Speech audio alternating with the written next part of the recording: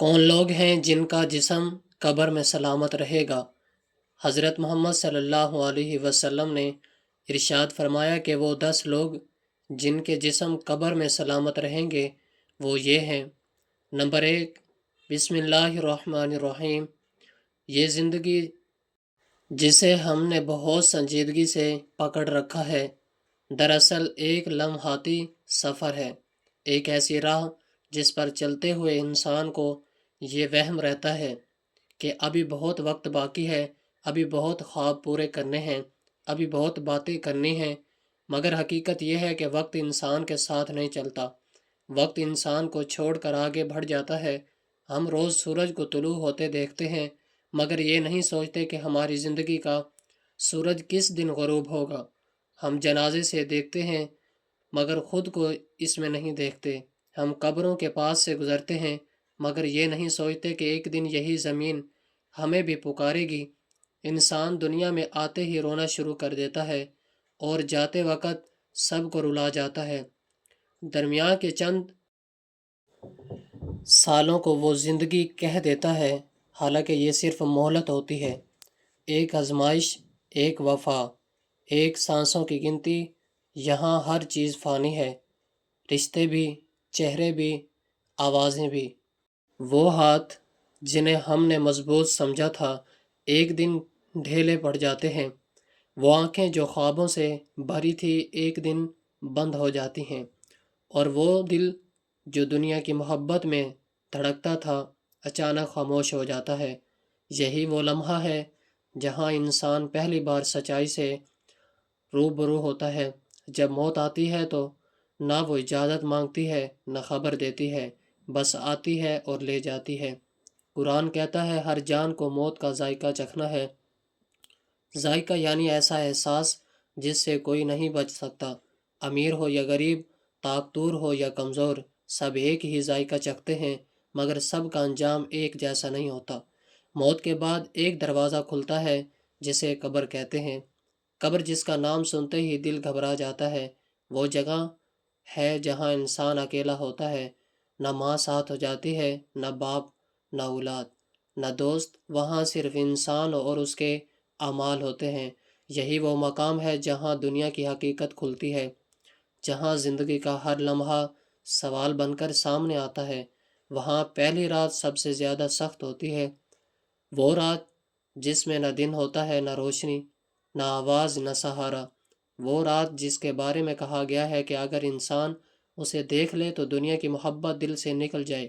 قبر کسی کے لیے راحت بن جاتی ہے اور کسی کے لیے تنگی، کسی کے لیے سکون اور کسی کے لیے خوف، مگر یہ فیصلہ قبر میں نہیں ہوتا، یہ فیصلہ دنیا میں ہو چکا ہوتا ہے۔ ہم ابھی زندہ ہیں، سانس لے رہے ہیں، مگر حقیقت یہ ہے کہ ہم موت کی طرف چل رہے ہیں۔ ہر گزرتا لمحہ ہمیں اس کے قریب کر رہا ہے، اور آگے کیا ہے یہ سوال ابھی باقی ہے۔ بہت کچھ ابھی پردے میں ہے، بہت سا سچ ابھی چھپا ہوا ہے، کیونکہ ہر حقیقت فوراً نہیں بتائی جاتی۔ کچھ سچ ایسے ہوتے ہیں جو دل پر بوجھ بن جاتے ہیں، اور کچھ راز ایسے ہوتے ہیں جو آخر میں کھلے تو روح تک ہلا دیتے ہیں۔ جب انسان کی آنکھ بند ہوتی ہے اور وہ دنیا کی آوازیں پیچھے رہ جاتی ہیں تو وہ سمجھتا ہے شاید اب سب ختم ہو گیا، مگر حقیقت یہ ہے کہ اصل سفر تو اب شروع ہوتا ہے۔ جنازہ اٹھتا ہے، کندھے بدلتے ہیں، قدم آہستہ آہستہ قبرستان کی طرف بڑھتے ہیں۔ لوگ ساتھ ہوتے ہیں مگر اصل مسافر تنہا ہوتا ہے۔ قبر کے کنارے لاش رکھی جاتی ہے، چند لمحوں کے لیے سب خاموش ہو جاتے ہیں، پھر مٹی ڈالنے کا وقت آتا ہے۔ پہلی مٹھی، دوسری مٹھی، تیسری مٹھی، اور یوں وہ جسم جسے کبھی نازوں سے پالا گیا تھا مٹی کے حوالے کر دیا جاتا ہے۔ لوگ پلٹ جاتے ہیں، قدموں کی آہٹ دور ہوتی چلی جاتی ہے، اور پھر وہ لمحہ آتا ہے جس کا تصور ہی انسان کے پسینے چھڑا دیتا ہے۔ وہ لمحہ جب قبر بند ہو جاتی ہے، روشنی ختم ہو جاتی ہے اور تنہائی انسان کو جکڑ لیتی ہے۔ یہ وہ تنہائی نہیں جو دنیا میں محسوس ہوتی ہے، یہ ایسی تنہائی ہے جہاں دل کی دھڑکن بھی اجنبی لگتی ہے، جہاں انسان خود سے سوال کرنے لگتا ہے کہ میں نے کیا کمایا، کیا کھویا اور کیا چھوڑ آیا۔ قبر کی پہلی رات کو سب سے سخت رات اس لیے کہا گیا ہے کہ یہاں نہ دن کا انتظار ہوتا ہے نہ صبح کی امید، یہاں صرف اعمال کی گواہی ہوتی ہے۔ بعض قبریں ایسے ہوتی ہیں جو آہستہ آہستہ تنگ ہونے لگتی ہیں، جسے مٹھی انسان کو دبانا چاہتی ہے، جیسے زمین سوال کر رہی ہو کہ تو کس حال میں آیا ہے۔ بعض لوگ چیخنا چاہتے ہیں مگر آواز باہی نہیں آتی، بعض بھاگنا چاہتے ہیں مگر راستہ نہیں ملتا۔ یہی وہ مقام ہے جہاں انسان کو دنیا کی حقیقت سمجھ آتی ہے، وہ دولت جو سینے سے لگائی تھی، وہ رشتے جن پر فخر تھا، وہ نام جس کی پہچان پر ناز تھا، سب پیچھے رہ جاتا ہے۔ قبر میں نہ زبان چلتی ہے نہ بہانے کام آتے ہیں، وہاں صرف سچ بولتا ہے، اور وہ سچ کبھی سکون بن جاتا ہے اور کبھی خوف۔ کہا جاتا ہے کہ قبر انسان سے سوال کرتی ہے، تو کون ہے، کہاں سے آیا اور کس لیے جیا۔ کچھ لوگ ایسے بھی ہوتے ہیں جن کے لیے قبر اجنبی نہیں ہوتی، جیسے وہ جگہ انہیں پہچانتی ہو، اور کچھ ایسے بھی ہوتے ہیں جن کے لیے قبر دشمن بن جاتی ہے۔ مگر کیوں؟ یہ سوال ابھی باقی ہے، کیونکہ ہر قبر ایک جیسی نہیں، ہر مٹھی کا رویہ ایک سا نہیں، اور ہر جسم کے ساتھ زمین کا سلوک برابر نہیں ہوتا۔ کچھ جسموں کے ساتھ زمین سختی کرتی ہے اور کچھ کے ساتھ نرمی، کچھ کو دبا دیتی ہے اور کچھ کو تھام لیتی ہے۔ مگر یہ فرق کیوں ہے؟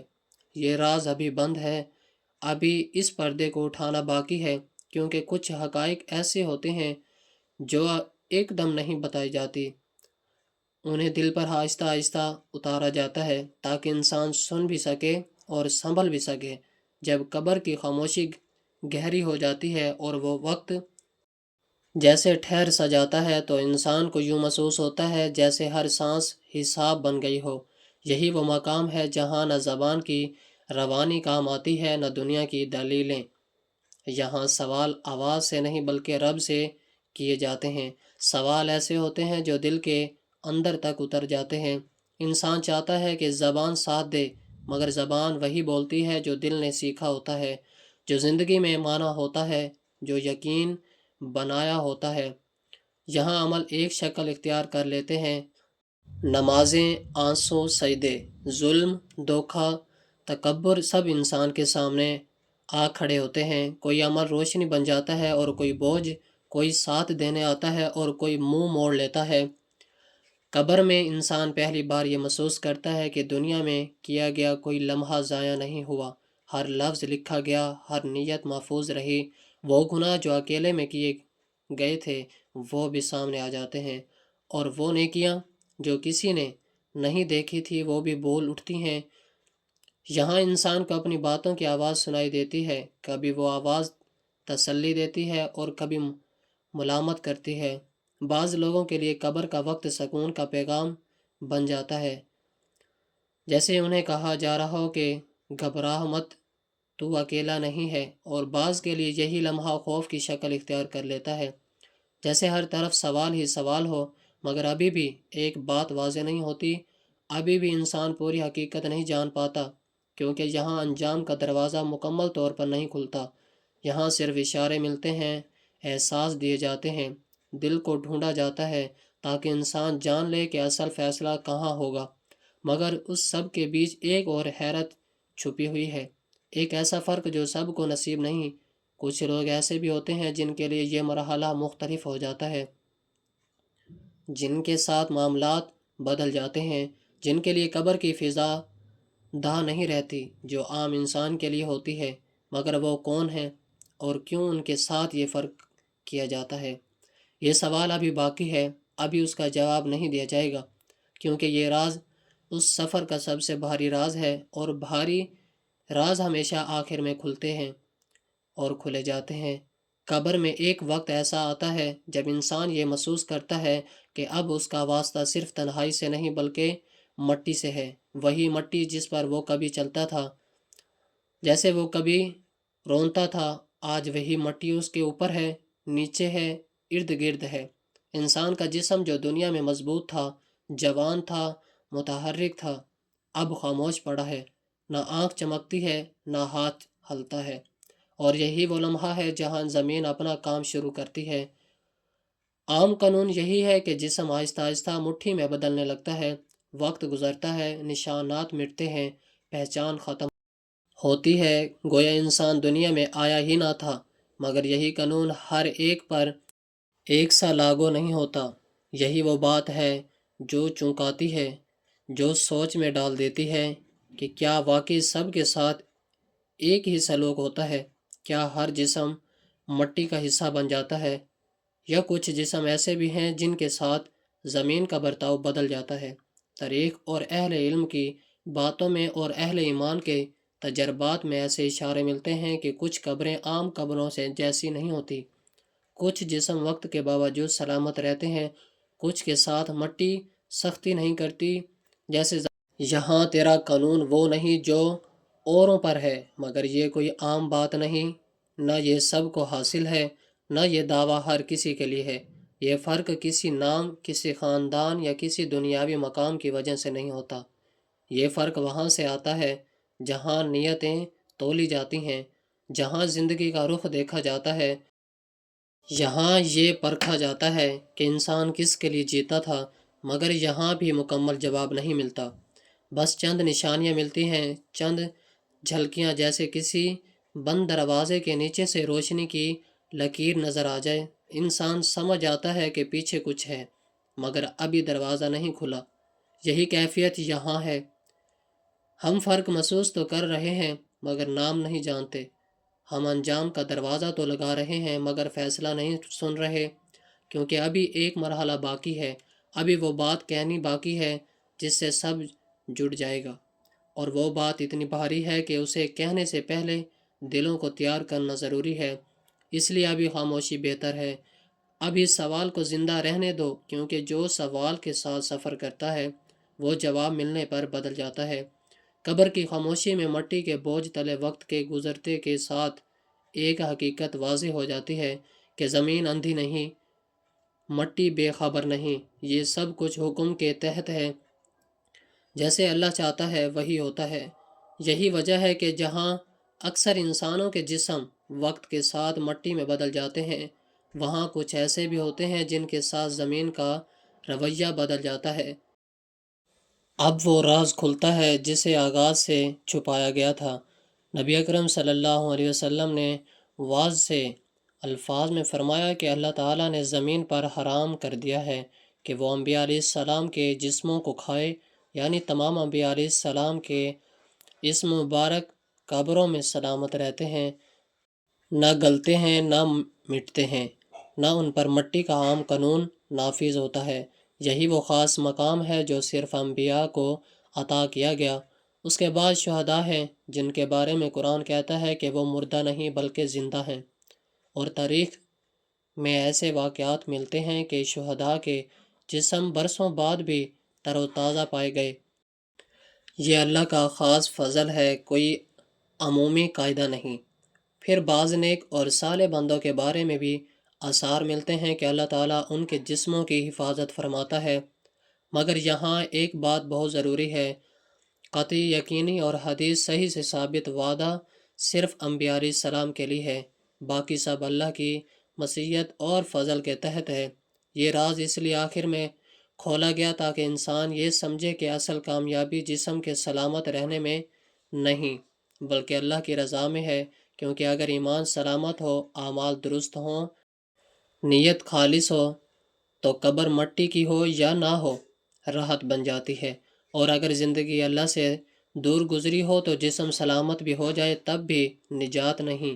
اصل پیغام یہی ہے کہ زندگی کو سنوار لو، قبر اس کی کہ مٹی فیصلہ سنا دے، سانسوں کی گنتی ختم ہونے سے پہلے اپنے رب کی طرف پلٹ آؤ، کیونکہ قبر سوال نہیں دیکھتی، قبر حال دیکھتی ہے۔ انجام ابھی ہمارے ہاتھ میں ہے، وقت ابھی باقی ہے۔ ان لوگوں میں سب سے پہلے انبیاء علیہ السلام شامل ہیں، جسے حضرت محمد صلی اللہ علیہ وسلم، حضرت عیسیٰ علیہ السلام، حضرت یوسف علیہ السلام، حضرت موسیٰ علیہ السلام، حضرت ابراہیم علیہ السلام اور دیگر انبیاء، جن کے بارے میں حدیث صحیح میں آیا ہے کہ اللہ نے زمین پر ان کے جسم کھانے کو حرام کر دیا۔ اس کا مطلب یہ ہے کہ ان کے اعضاء قبروں میں مکمل سلامت رہتے ہیں، نہ گلتے ہیں نہ مٹتے ہیں۔ ان کے ساتھ اللہ کا خاص فضل اور عزت ہے۔ دوسرے مقام پر شہداء شامل ہیں۔ قرآن کریم میں واضح ہے کہ جو لوگ اللہ کی راہ میں اپنی جان قربان کرتے ہیں وہ مردہ نہیں بلکہ زندہ ہیں۔ ان کے جسم مٹی میں غائب نہیں ہوتے بلکہ خاص نشانی کے ساتھ محفوظ رہتے ہیں۔